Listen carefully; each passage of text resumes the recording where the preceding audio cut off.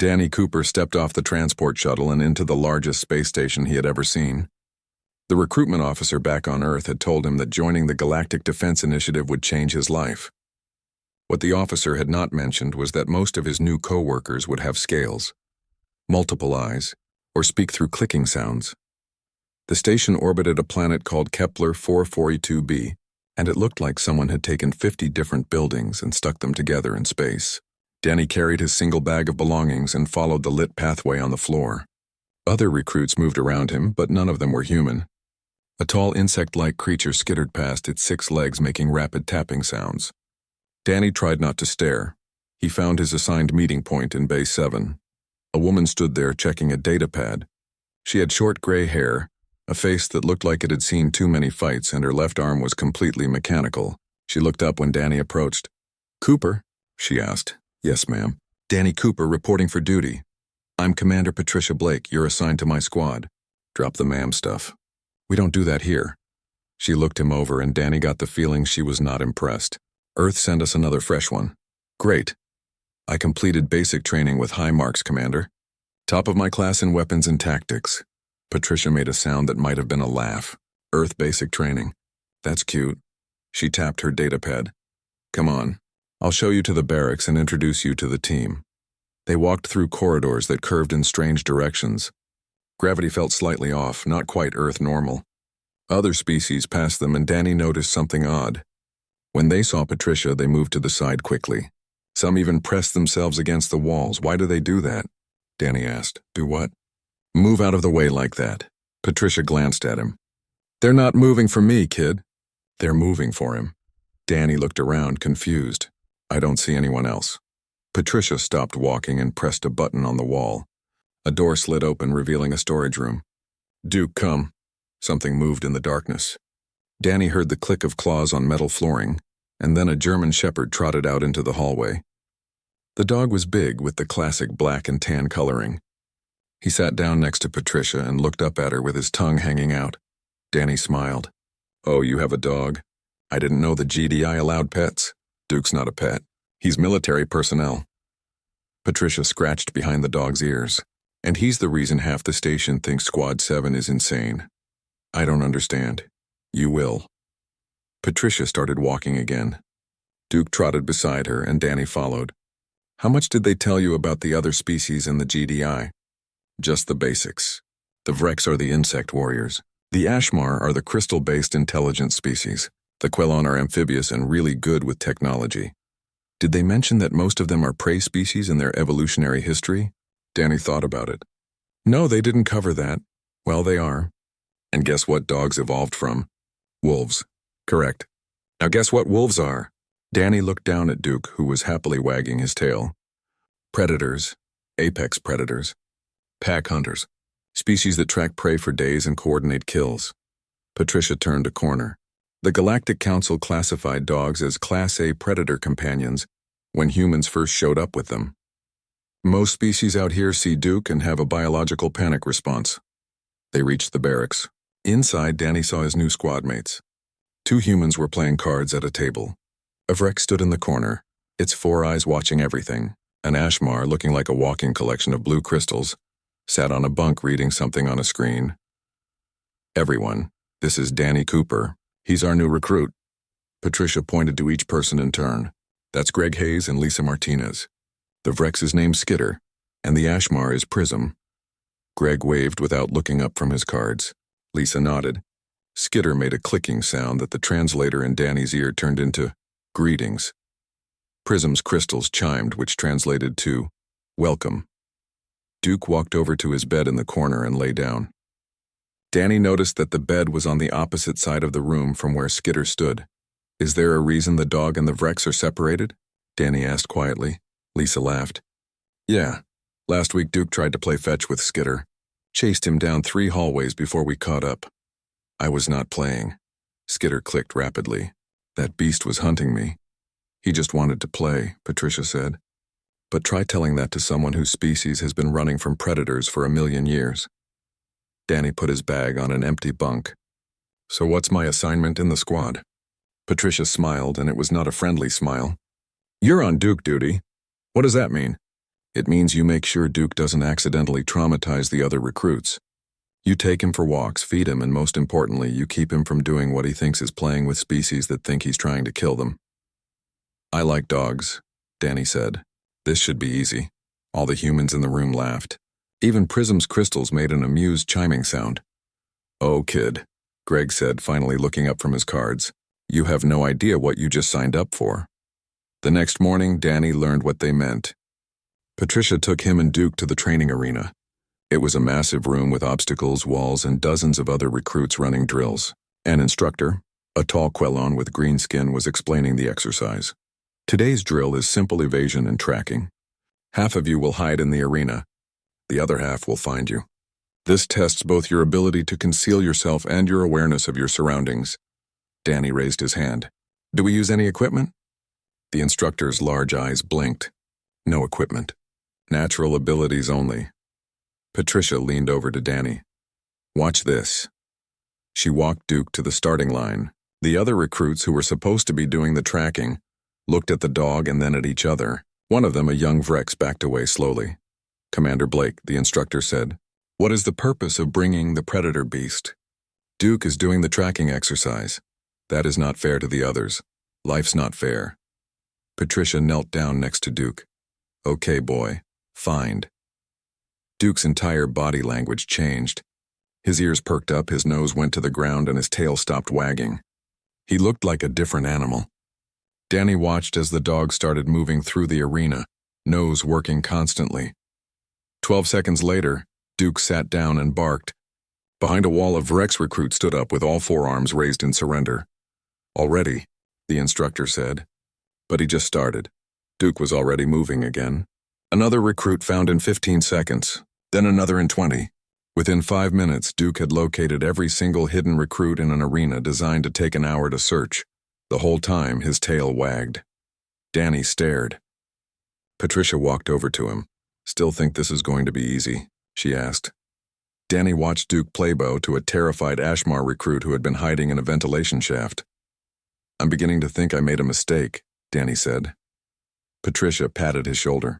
Welcome to Squad 7, kid. Just another day in the GDI. Duke barked happily and ran back to them, ready for the next game. Danny spent his first week learning the station layout and trying to understand his new job. Taking care of Duke seemed simple at first. The dog needed food, water, exercise, and attention. Danny had grown up with dogs back on Earth. His family had owned a Labrador named Buddy, who had been the gentlest animal in the world. Duke was not like Buddy.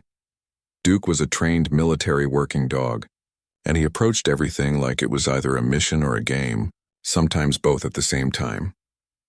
The problem was that what Duke considered a game made the other species on the station think they were about to die. On his third day, Danny took Duke for a walk through the main corridor during the lunch hour. It was a mistake. Duke saw a Quellon carrying a tray of food and decided he wanted to say hello. The dog pulled on his leash, dragging Danny forward. The Quellon saw them coming, dropped his tray, and literally jumped into a wall panel to escape. Security arrived in 30 seconds. An alarm had been triggered. Danny stood there with Duke sitting next to him, tail wagging, while 3 security officers pointed weapons at them. The beast is attacking station personnel, one of them said through the translator. He's not attacking anyone, Danny protested. He just wanted to smell the food. Approach by a predator species is classified as a threat under Station Regulation 742. Danny looked down at Duke, who was now scratching behind his ear with his back leg. He's literally scratching himself. How is that threatening? Commander Patricia arrived before things got worse. She had a way of walking that made people move, and the security officers lowered their weapons when they saw her. What happened? She asked. Your recruit let the beast approach Citizen Torix during a meal period. Patricia sighed. Danny, what did I tell you about crowded areas? You said to avoid them during peak hours. And what time is it? Danny checked his wrist display. 1200 hours. Peak lunchtime. He felt his face get hot. Sorry, Commander. Patricia turned to the security officers. It won't happen again. The recruit is still learning protocols. They left, but not before giving Duke a final nervous look. The Quellon, Torix, had emerged from the wall panel and was picking up his spilled food. He pointed one webbed finger at Danny. "This is not finished," he said. "I am filing a formal complaint." 3 days later, Danny found himself sitting in a hearing room. It was a small space with a table and several chairs. Torek sat on one side with his representative. Danny sat on the other side with Commander Patricia. A council representative, a tall Ashmar named Crystal Song, stood at the head of the table. "This hearing concerns Incident Report 479, Crystal Song said, her voice coming through as musical chimes. "Citizen Torex has filed a complaint against recruit Danny Cooper for violation of Safety Protocol 742, specifically allowing a Class A predator companion to approach within threatening distance during a public gathering." Torex leaned forward. "The human showed no concern for my safety. He allowed the beast to pull him directly toward me. I feared for my life. I pulled on the leash the whole time," Danny said. "Duke never got closer than 3 meters. 3 meters is nothing to a predator of that size and speed." Crystal Song looked at Patricia. "Commander Blake, you are responsible for the predator companion. What is your response to this complaint?" Patricia pulled out a data pad. "I'd like to submit evidence to the council." She tapped the screen and a holographic display appeared above the table. It showed a video from Earth. A small human child, maybe 3 years old, was hugging a golden retriever. The dog licked the child's face, tail wagging. Torex's skin changed from green to pale yellow. "That child is in immediate danger." Patricia switched the video. Now it showed a group of children playing in a park. 2 dogs ran with them, playing chase. One child fell down, and a dog immediately came over to check on them, licking their face until they laughed. "Humans have lived with dogs for over 15,000 years, Patricia said. "We bred them from wolves specifically to be our companions. They protect our homes, help us hunt, guard our children, and provide emotional support. What you see as a deadly predator, we see as family." She switched the video again. This one showed an elderly woman in a chair. A small dog sat in her lap and she petted it gently. The dog's eyes were half closed in contentment. "That creature could kill that human in seconds," Torek said.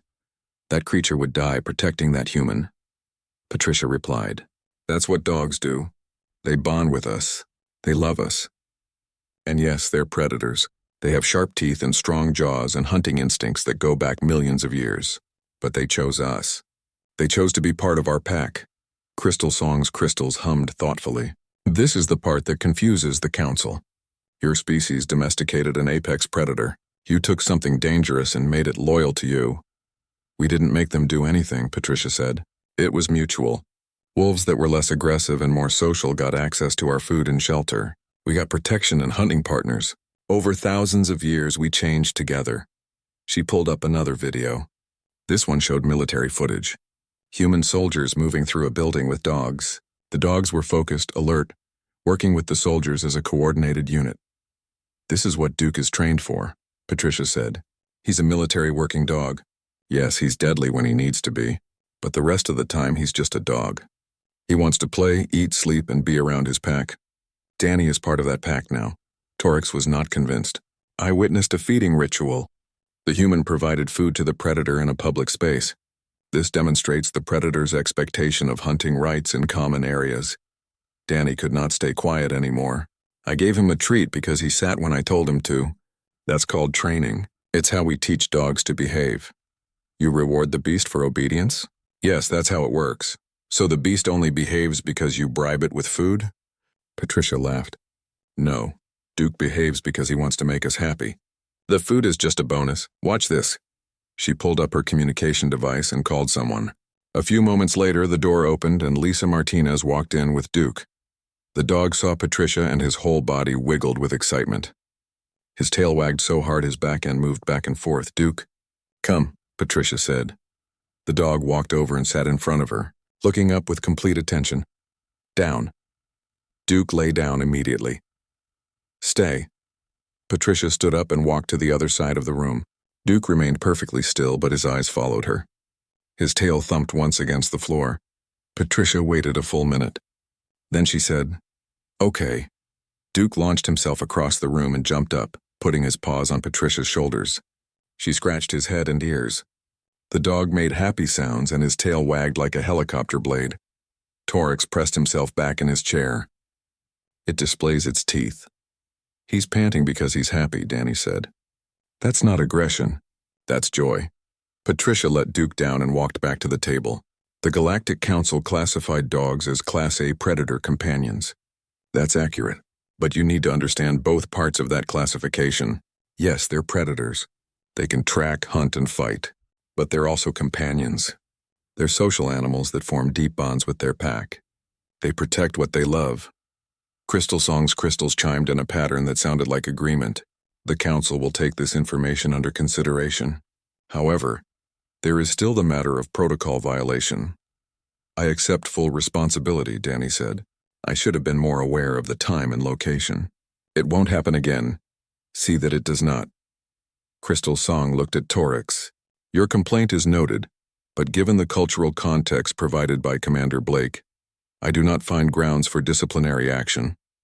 However, Recruit Cooper will be required to complete additional training on interspecies awareness and protocol. Torix did not look happy, but he nodded. The hearing ended and everyone filed out. In the hallway, Patricia stopped Danny. You got lucky, she said.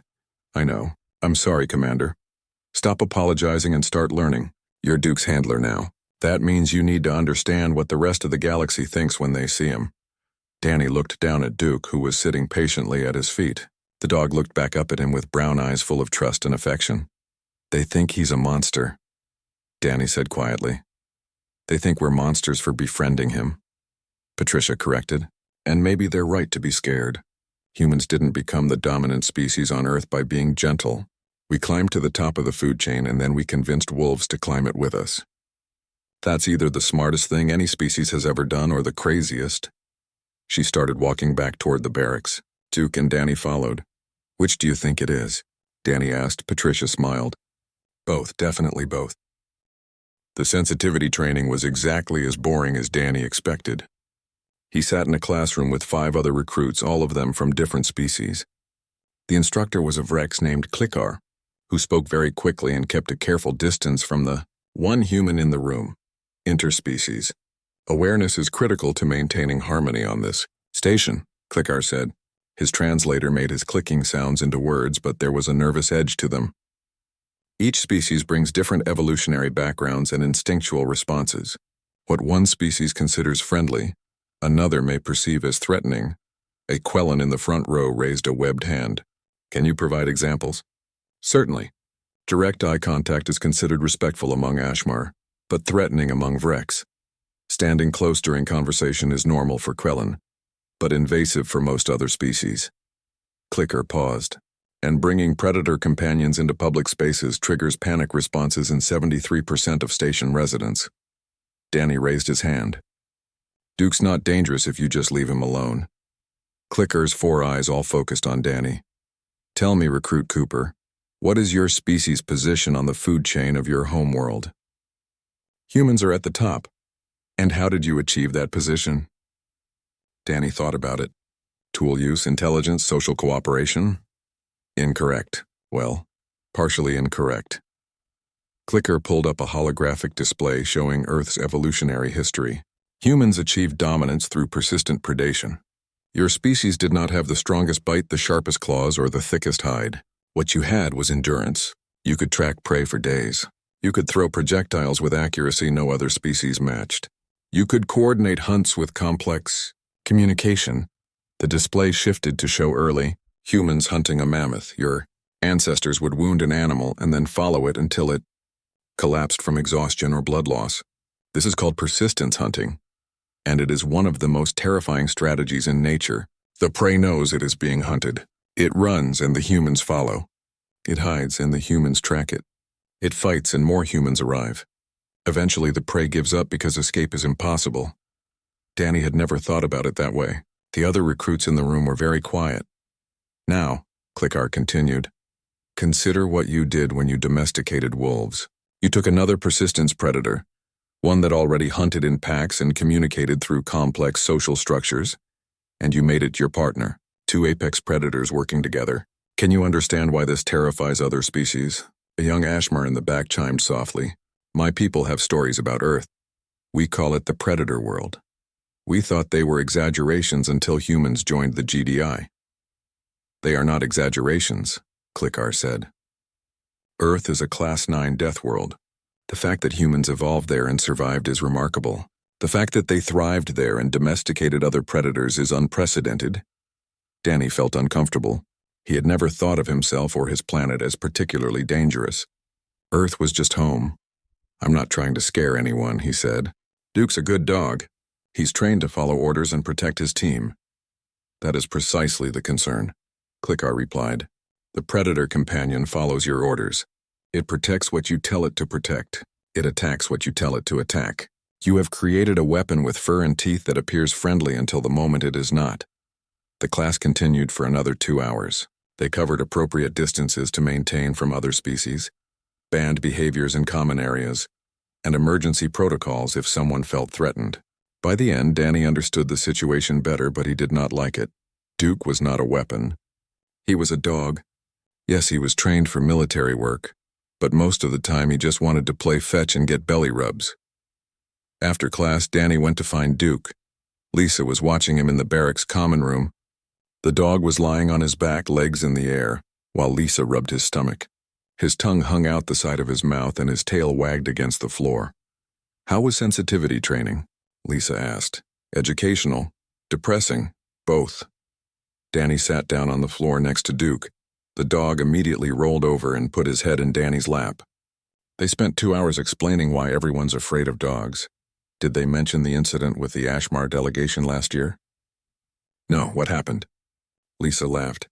"A diplomatic team from one of the Crystal homeworlds came to tour the station. High-ranking officials, very important. Patricia had Duke with her because she was coming back from a training exercise. One of the diplomats saw Duke and thought he was some kind of exotic station pet. Tried to pet him without asking. What did Duke do? Nothing. He sat there and let the guy pet him. But the diplomat's security team lost their minds. They pulled weapons, started shouting about predator attacks, caused a whole scene. The diplomat was confused because Duke was just sitting there with his tail wagging." Danny scratched Duke's ears. "So nothing actually happened. That's the point. Nothing happened, but everyone panicked anyway. The security team's instincts said danger, even though their eyes showed a calm dog. Biology versus logic. Biology won." Greg walked in carrying equipment bags. "We've got war games next week. Commander wants the whole squad ready." "What are war games?" Danny asked. "Annual training exercise. All the squads on the station compete in simulated combat scenarios. Capture the flag, basically, but with a lot more rules and a lot more participants." Lisa stood up, dislodging Duke's head from Danny's lap. "It's a big deal. Squads train all year for it. There are prizes, rankings, and bragging rights." "What's our squad's strategy?" Danny asked. Greg and Lisa looked at each other and smiled. "Duke," they said together. The next week proved they were not joking. Commander Patricia gathered Squad 7 in a briefing room and pulled up a map of the War Games arena. It was a massive space, multiple levels, dozens of rooms and corridors. 12 squads are competing, Patricia said. Each squad has a flag they must defend and 11 other flags they can capture. Most points at the end wins. Standard rules apply. Stun weapons only, no permanent damage, and if you're hit, you're out for 15 minutes. She pointed to different locations on the map. Other squads will use standard tactics. Defensive positions, patrol routes, coordinated assaults. "We're not doing that. What are we doing?" Danny asked. Patricia smiled. "We're using Duke." "That seems unfair," Prism chimed from the corner. "It is unfair. That's why we're doing it." Patricia zoomed in on several sections of the map. "Duke can track scents through a station with recycled air and thousands of people. In a closed arena with limited participants, he'll be able to find every flag location in minutes." Skitter clicked nervously. "The other squads will complain. Let them complain. There's no rule against using dogs in war games. I checked." Over the next few days, Patricia trained Danny on working with Duke in tactical situations. It was different from regular handling. Danny learned hand signals for commands, practiced moving quietly while keeping Duke focused, and studied how to read the dog's body language. When his ears go forward and his body gets low, he's detected something, Patricia explained. When his tail goes stiff, he's locked onto a target. When he sits and looks back at you, he's found what you're looking for. They practiced in empty sections of the station. Patricia would hide objects with different scents, and Danny would send Duke to find them. The dog was incredible. He could distinguish between dozens of different scents and track specific ones through crowded areas. How does he do it? Danny asked after Duke found a small marker Patricia had hidden in a ventilation shaft. Dogs have over 300 million scent receptors. Humans have about 6 million. The part of their brain dedicated to analyzing smells is 40 times larger than ours proportionally. Duke's not just smelling things. He's reading an entire world of information we can't even perceive. The day of the war games arrived. 12 squads gathered in the staging area outside the arena. Danny saw familiar faces from other training sessions and a lot of species he had never met before. Everyone wore training armor and carried stun weapons. A Quellon official stood on a platform and explained the rules. Danny barely listened.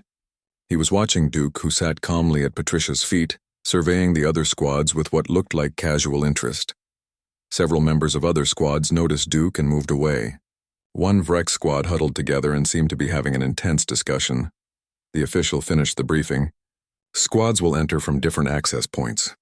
The exercise begins in 5 minutes. Good luck to all participants. Patricia led Squad 7 to their entry point. Just before they went in, she knelt next to Duke. "Okay, boy," she said quietly. "Time to work." Duke's whole demeanor changed.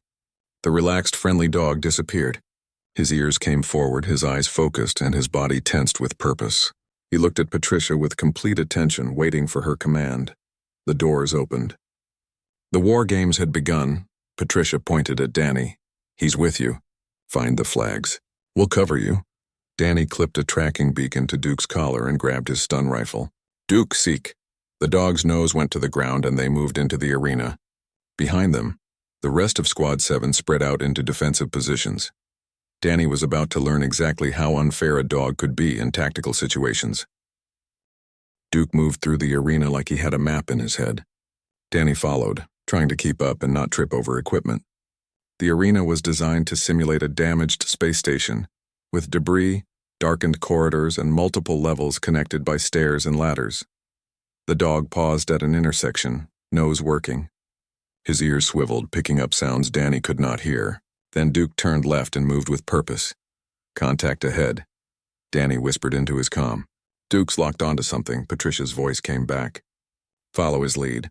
We're maintaining perimeter." They moved down a corridor. Duke's body language changed, becoming lower, more focused. He stopped at a door and sat looking back at Danny. "First flag located," Danny reported, checking his tactical display. The door led to what looked like a storage room. "It's Squad 3's position. How many defenders?" Patricia asked. Danny checked his scanner. 4 heat signatures. "They're dug in pretty good. Pull back. We'll send Greg and Lisa to deal with them." Danny gave Duke the command to retreat. They moved back to a safe distance and waited. 2 minutes later, he heard the distinct sound of stun weapons firing. Then Greg's voice on the comm. "Target secured. Squad 3's flag is ours." "1 down, 11 to go," Patricia said. "Danny, keep moving." They did. Duke found the second flag in less than 10 minutes. It was hidden in a ventilation shaft on the upper level. The defending squad had thought they were clever, putting it somewhere hard to reach. They had not considered that a dog's nose does not care about physical barriers. Squad 5 tried to ambush them when they went for the third flag. Danny saw them on his scanner, but Duke smelled them first. The dog's ears went back and a low rumble came from his chest. Not a bark, just a quiet warning. "Ambush northeast corner," Danny whispered. The rest of Squad 7 moved into position. The ambush turned into a quick firefight. Squad 5 retreated after losing 3 of their 6 members. Danny and Duke claimed their flag without resistance. By the 1-hour mark, Squad 7 had collected 6 flags. Other squads were averaging 1 or 2. The tactical frequency was full of complaints and accusations of cheating. "How is Squad 7 finding flags so quickly?" someone demanded. "They're using a predator companion," another voice replied. "It has enhanced tracking abilities." "That should be against the rules," Patricia cut into the channel. "There's no rule against it. I checked. Maybe you all should have brought dogs. Most species cannot safely handle predator companions." "Sounds like a you problem," Patricia said cheerfully. Danny almost laughed. He was starting to understand why the rest of the station considered Squad 7 to be crazy. They did not just accept human advantages. They used them aggressively. The 8th flag was different. Squad 11 had set up a serious defensive position in a large cargo bay. Danny's scanner showed at least 8 defenders, multiple firing positions, and what looked like portable barriers. "They're ready for us," Danny reported. "Of course they are. Everyone knows we're coming by now." Patricia studied the tactical map. Can Duke find a way in that bypasses the main entrance? Danny knelt next to the dog. Duke, search! The dog moved along the wall, nose working carefully. He stopped at what looked like a solid panel and scratched at it with one paw. Danny examined the panel. There's an access shaft here. It's in the blueprints, but it's supposed to be sealed. Is it big enough for Duke? Patricia asked. Danny measured it with his eyes. Maybe it'll be tight. Send him through. We'll create a distraction at the main entrance. Danny opened the access panel. It was a maintenance shaft, narrow and dark. Duke looked at it, then at Danny, then back at the shaft. His tail wagged once. I know it's small, buddy, but I need you to go through, Danny pointed. Duke through. The dog squeezed into the shaft and disappeared. Danny watched the tracking beacon on his display, following Duke's progress through the walls. The dog moved steadily, navigating turns and obstacles that Danny could not see. On the main entrance, Patricia and the others opened fire. The defenders from Squad 11 returned fire, focused entirely on the frontal assault. Duke's beacon stopped moving. Danny held his breath. Then he heard it through the comm. The sound picked up by the microphone on Duke's collar. A single bark, flag located, Danny said. Duke's got it. Pull everyone back, Patricia ordered. Let them wonder what happened. Squad 7 retreated from the cargo bay. Inside, Danny could hear confusion as Squad 11 realized their flag was gone. They had never seen Duke enter or leave. To them, it was like the flag had vanished. That's 8, Greg said over the comm. We're running away with this. But Squad 7 was not the only team adapting. The remaining squads started working together, sharing information and coordinating defenses. When Danny and Duke approached Squad 2's position, they found it defended by members from 3 different squads. They're teaming up, Danny reported. Smart, Patricia said. Too bad it won't help. Lisa, Prism, you're with me. We're going to give them something else to worry about. Danny, wait for my signal, then send Duke in. Danny watched his tactical display. Patricia led half of Squad 7 in a direct assault on Squad 6's position on the other side of the arena. Every squad in the area responded, rushing to either defend or take advantage of the chaos. Now, Patricia said. Danny and Duke moved on Squad 2's flag. The defenders had been pulled away to help with the bigger fight. Only 2 remained, and they were watching the wrong direction. Duke walked right past them, picked up the flag in his mouth and brought it back to Danny. The defenders did not even notice until Duke and Danny were already gone. 9 flags, Danny said. 3 more to go. The war games had been running for nearly 3 hours. Most squads were exhausted, running low on ammunition and frustrated. Squad 7 was still moving at full strength because they were letting Duke do most of the work. Squad 4 tried something clever. They realized they could not hide their flag from Duke's nose, so they did not try. Instead, they set a trap. They put the flag in an obvious location and surrounded it with proximity sensors. When Duke approached, alarms went off and 6 defenders appeared from hiding spots. Danny pulled Duke back and retreated under fire. They made it around a corner before anyone got a clear shot. They were ready for us, Danny panted into his comm. Of course they were. Everyone's ready for us now. Patricia sounded amused rather than concerned. But being ready and being able to stop us are 2 different things. Skitter, you're up. Show them why the Vrex are feared warriors. Skitter moved faster than Danny had ever seen. The Vrex warrior used all 6 limbs to climb walls, cross ceilings, and approach from angles the defenders had not considered. While they watched for Duke, Skitter dropped from above and took out 3 defenders in seconds. Greg and Lisa hit them from the side. In less than a minute, Squad 4's defensive position collapsed. Duke walked in, grabbed the flag, and brought it to Danny like it was a game of fetch. 10, Patricia said. 2 more. Let's finish this. Squad 9 surrendered their flag without a fight. They had been watching Squad 7's performance all day and decided it was not worth the effort to resist. That left 1 flag. Squad 1, the highest-ranked team on the station, commanded by a veteran kill-on named Vex. They had held their position all day, successfully defending against multiple assault attempts from other squads. They're good, Greg admitted, studying the tactical data. Really good. Professional level. Then it's a good thing we're not playing fair, Patricia said. She gathered Squad 7 together. Final push. Everyone stays together. We're going to show them exactly why humans are terrifying. They approached Squad 1's position as a unit. Duke walked at Patricia's side, completely calm. The other members of Squad 7 spread out in a tactical formation that Danny recognized from his Earth military training. Squad 1 was ready. They had fortified a large room with multiple exits, overlapping fields of fire and clear sight lines. Vex's voice came over the open channel. "Commander Blake, I've been expecting you." "Vex, heard you've got something that belongs to us. You'll have to come and take it. And unlike the others, we won't make it easy. Wouldn't want it any other way." Patricia looked at her squad. "Duke stays with me. Everyone else, you know what to do." The assault began. Squad 7 moved with precision that came from weeks of training together. They used grenades to create smoke, suppressing fire to limit movement, and coordinated advances that kept Squad 1 constantly reacting. But Vex was right. Squad 1 was good. They held their ground, adapted to Squad 7's tactics, and made every meter of advance costly. Danny found himself pinned behind cover, stun bolts flashing over his head. Next to him, Duke waited patiently, watching Patricia for commands. "This is taking too long," Greg said over the comm. "We're burning through ammunition." Patricia's voice was calm. "Then let's end it. Danny, send Duke through the gap on the left. Everyone else, focus fire on the right side." Danny saw what she meant. Squad 7's assault had created a pattern, pushing Squad 1's attention to the right side of their defensive line. The left was covered, but not as heavily. "Duke, left side, go quiet," Danny commanded. The dog moved like a shadow. No barking, no noise, just smooth movement through the chaos. Danny watched him slip past the defensive line while Squad 1 focused on the frontal assault. 30 seconds later, Duke appeared behind. 3 weeks after the War Games, Danny had settled into a routine. He woke up, took Duke for a morning run through the station's exercise corridors, attended training sessions, and spent his evenings maintaining equipment or playing cards with the squad. It was almost boring.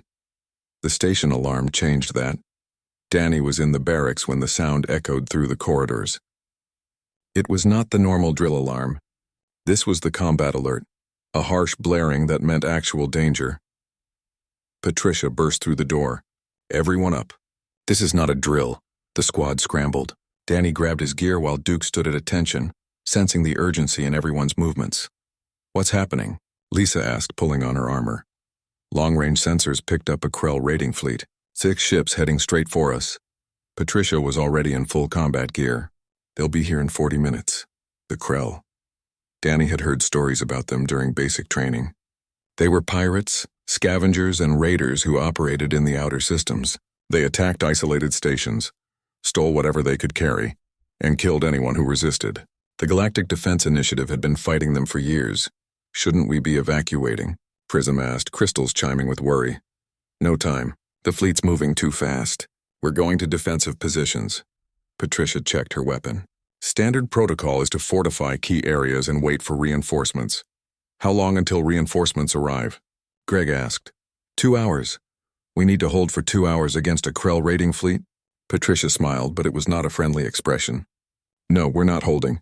We're going on offense." The squad stared at her. "Commander, that's insane," Skitter clicked.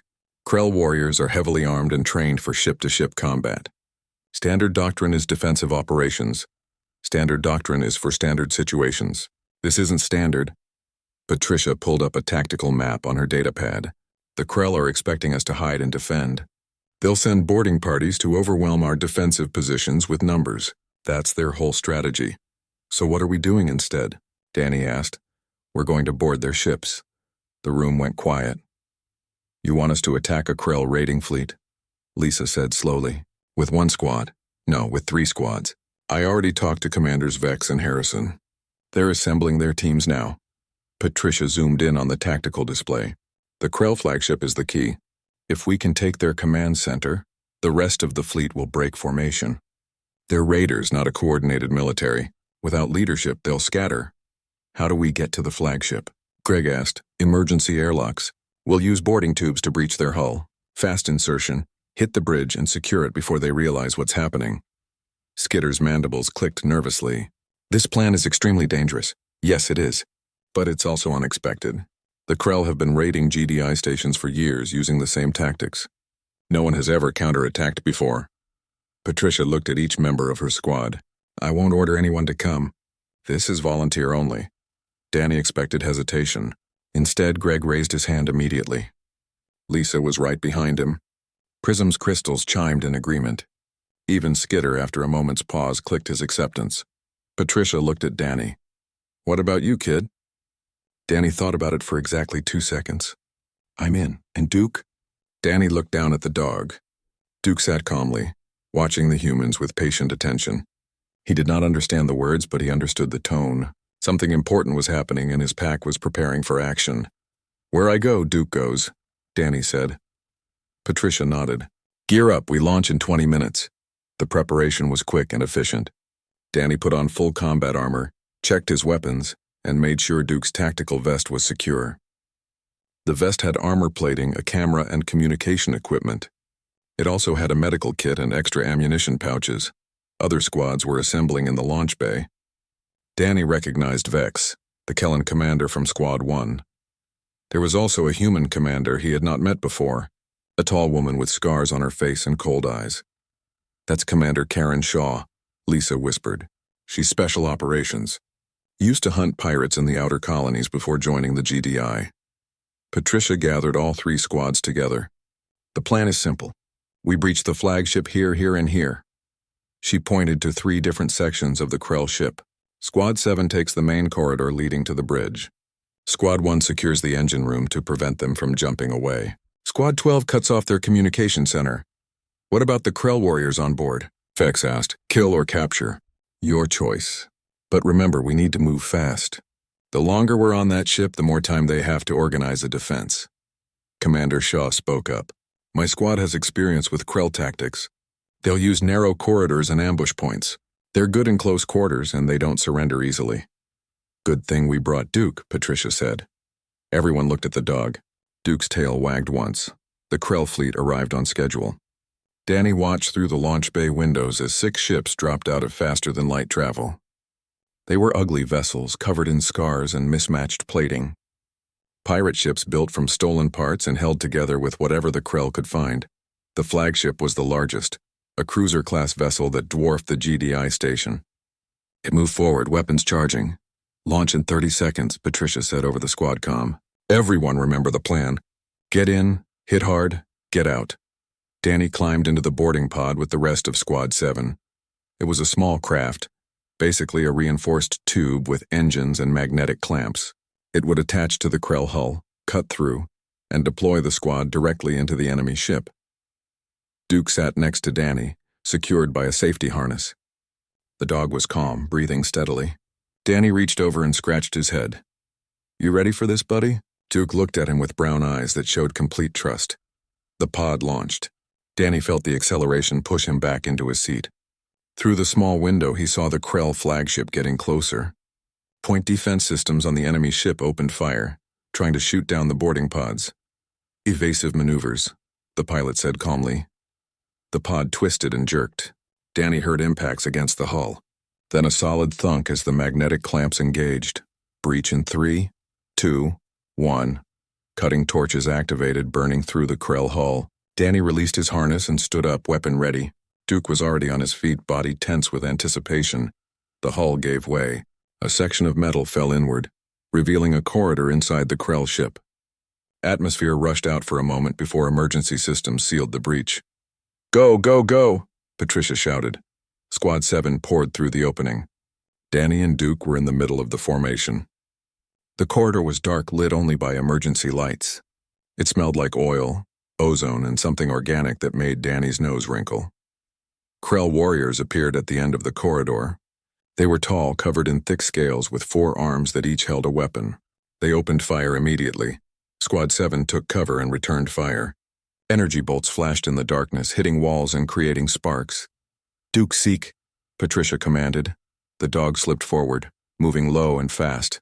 Danny followed, using his rifle to provide covering fire. Duke's nose was working, tracking scents through the chaos. The dog stopped and looked back at Danny. His ears were forward, body tense. He had found something. Danny checked his tactical scanner. "There's a side passage ahead. Multiple heat signatures." "Ambush," Patricia said. "They're trying to flank us." "Duke can lead us around it," Danny suggested. "Do it." Everyone else suppressed the main corridor. "Danny, take Duke and clear that flank." Danny moved with Duke down a smaller corridor. It was cramped, barely wide enough for Danny's shoulders. Duke had no problem, moving smoothly through the tight space. They found the Krell ambush team setting up behind a barricade. There were 5 of them, focused on the main corridor. They did not see Danny and Duke approaching from behind. Danny raised his rifle. "Surrender or I fire." The Krell turned, surprised. One of them raised a weapon. Duke launched forward with a snarl that Danny had never heard before. It was not the friendly dog from the barracks.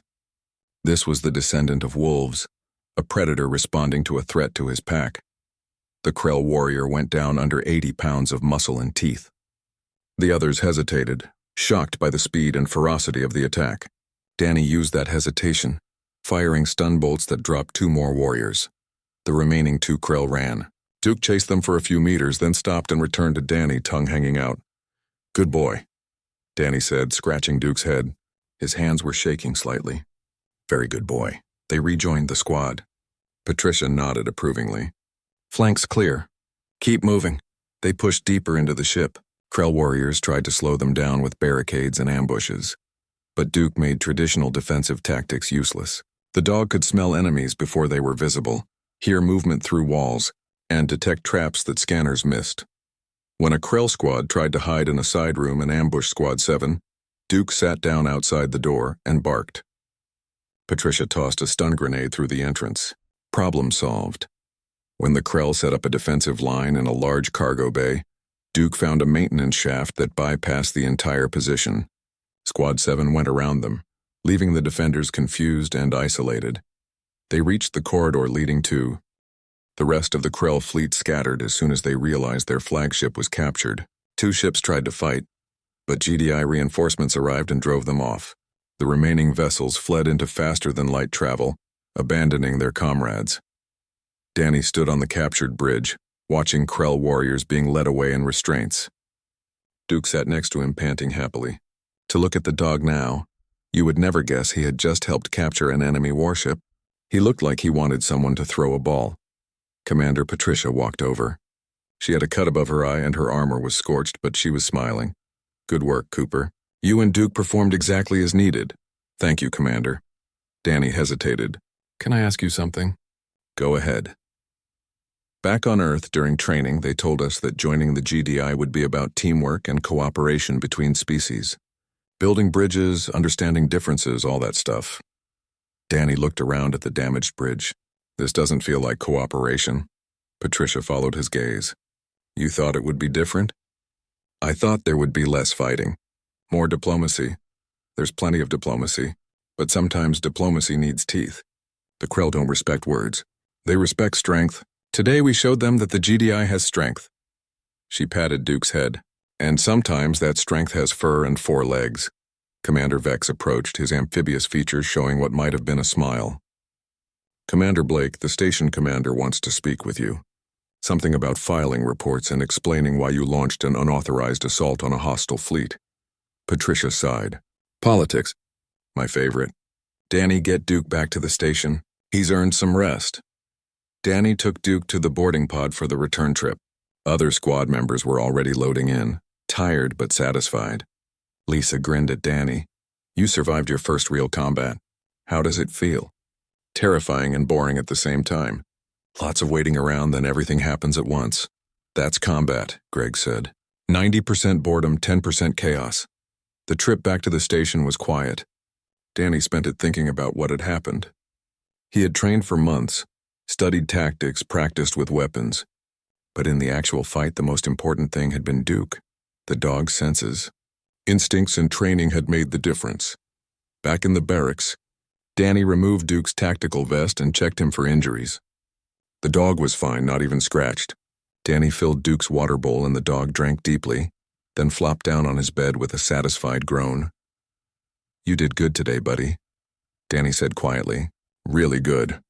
Duke's tail thumped against the floor twice, then the dog closed his eyes and went to sleep. The next few days were full of debriefings, reports, and meetings. The Galactic Council wanted to understand what had happened. Some members praised the bold action. Others complained that attacking the Krell fleet was too aggressive and might provoke retaliation. Danny attended one of the council sessions with Patricia. He watched different species argue about military doctrine, acceptable tactics, and the proper response to piracy. It was frustrating. The Krell had been about to attack the station, but some council members seemed more concerned about following proper procedure than protecting people. Finally, a senior Ashmar representative called for order. The question is simple. Did Commander Blake's actions protect GDI personnel and assets? They did, Vex confirmed. Standard defensive operations would have resulted in significant casualties and damage to the station. The offensive action eliminated the threat with minimal losses. But it violated protocol. A Vrex council member clicked. Commanders are not authorized to launch assaults without approval from station leadership. There wasn't time for approval, Patricia said calmly. The Krell fleet would have engaged us in less than 40 minutes. I made a tactical decision based on available information and resources. Resources, the VREX council member said. You mean the Predator companion? I mean Duke, yes. He's part of my squad and a valuable asset in combat situations. This is the concern. The Ashmar representative's crystals chimed thoughtfully. Human military capabilities include elements that other species find disturbing. Predator companions, aggressive tactics, willingness to take risks that seem irrational. How do we integrate this into GDI operations? Patricia stood up. With all due respect, you're asking the wrong question. The question isn't how to integrate human capabilities. It's whether you want to win or just survive. The Krell have been raiding GDI stations for years. How many lives lost? How much equipment stolen? And what has the GDI done about it? The council was quiet. We've defended, Patricia continued. We've held positions. We've waited for reinforcements. And the Krell keep coming back because they know we won't chase them. They know we'll follow protocols and procedures while they do whatever they want. She gestured to Danny and Duke. Today we showed them something different. We showed them that attacking a GDI station has consequences, that will come after them, that we have weapons they can't predict or counter. You mean the dog, the Vrex representative said. I mean all of it. Human tactics, human partnerships, human willingness to do what's necessary instead of what's comfortable. Patricia's voice was hard. You wanted humans in the GDI because we're good at fighting. Well, this is what that looks like. If you don't like it, maybe you should have stayed at peace. The council session ended without a formal decision. Danny walked back to the barracks with Patricia. Did you really mean that? He asked. About doing what's necessary instead of what's comfortable. Every word. The galaxy is a dangerous place, Danny. There are species out there that see kindness as weakness and cooperation as an opportunity to exploit. The Krell are just one example.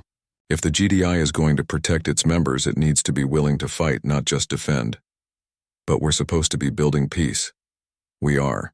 But peace doesn't mean being passive. Sometimes peace requires strength. Sometimes it requires showing potential enemies that attacking you is a bad idea. Patricia stopped walking and looked at Danny seriously. You know what the real difference is between humans and most other GDI species? What? We understand that being peaceful and being harmless are not the same thing. Most species out here achieved peace by avoiding conflict. Humans achieved peace by winning conflicts so thoroughly that others stopped starting them. We're not harmless. We're choosing to be peaceful, and that choice means something because everyone knows we could choose differently. Danny thought about Duke, sleeping peacefully in the barracks. A dog that could track enemies through walls, fight trained warriors, and help capture enemy ships. But also a dog that liked belly rubs, played fetch, and curled up next to humans for comfort. Dangerous and gentle, fierce and loyal. Predator and companion, just like humans, Danny realized. A week later, Danny received new orders. He was being assigned to the training division, teaching new handlers how to work with dogs in tactical situations. The GDI was expanding its canine program, bringing in more dogs and more handlers. You'll be good at it, Patricia said when Danny told her about the assignment. You understand both sides now, the human perspective and the galactic perspective. What about Duke? Duke stays with you. He's your partner now. Patricia smiled. Besides, I'm getting a new dog next month. A Belgian Malinois named Storm. Should be interesting. Danny's first class of new handlers included 2 humans. 1 Quelon and, surprisingly, a Vrex. The Vrex's name was Chitter, and he approached Danny nervously after the first session. I have a question, Chitter clicked. Is it true that predator companions can sense fear? Dogs can smell chemical changes in your body when you're scared, yes, Danny confirmed. And they respond to that fear with aggression? No, They respond to it with curiosity or concern depending on their training. A good military working dog learns to stay calm even when the people around them are afraid. Chitter's mandibles clicked thoughtfully. On my world, we have stories about pack hunters, creatures that chase prey for days, working together to bring down animals much larger than themselves. These stories are used to frighten young Vrex into obedience. And you're wondering if dogs are those hunters? Yes. But also, I am wondering if I can learn to work with one. If a Vrex can partner with a species from our nightmares. Chitter paused. Would that be possible? Danny thought about it. He remembered his first days on the station, watching other species flee from Duke. He remembered the fear, the misunderstanding, the biological responses that overrode logic. But he also remembered Duke finding hidden enemies, protecting the squad and helping them survive. He remembered the trust that developed between human and dog, the partnership that made both of them more effective. It's possible, Danny said, but it won't be easy. You'll have to overcome millions of years of evolutionary instinct. You'll have to trust something that every part of your biology says is dangerous. That sounds extremely difficult. It is, but it's worth it. Because once you make that connection, once you build that trust, you'll have a partner who will never let you down. A companion who will put your safety above their own. A friend who doesn't care what species you are or what you look like. Danny smiled. You'll have a dog. Chitter considered this. I would like to try. The next few months proved challenging. Chitter's Vrex instincts fought against